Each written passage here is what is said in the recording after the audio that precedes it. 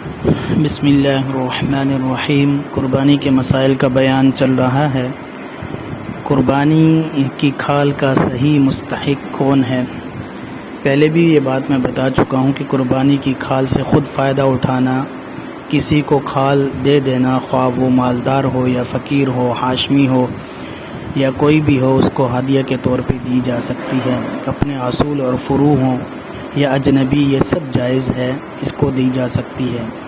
اس میں تملیک بھی واجب نہیں، یہ یاد رکھیے گا، کیونکہ خود اپنے لیے اس کا مسلح جانماز، ڈول وغیرہ بنا لینا یا کسی اور کام میں لانا جائز ہے، جس میں تملیک کی ضرورت بھی نہیں۔ ہاں، اگر قربانی کرنے والا کھال سے نفع نہیں اٹھاتا اور نہ کسی کو کھال ہبہ کرتا ہے بلکہ اسے فروخت کر دیتا ہے تو اس صورت میں قیمت کو صدقہ کرنا لازم ہے۔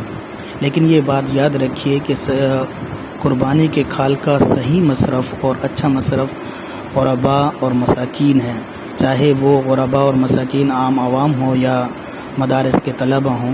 آپ ان میں کھال کو دینا، یہ کھال کا افضل جگہ ہے جہاں کھال دی جائے، قربانی کی کھال جہاں دی جائے۔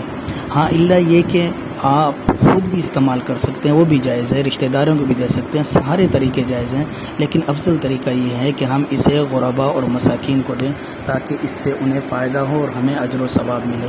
واللہ اعلم بالصواب۔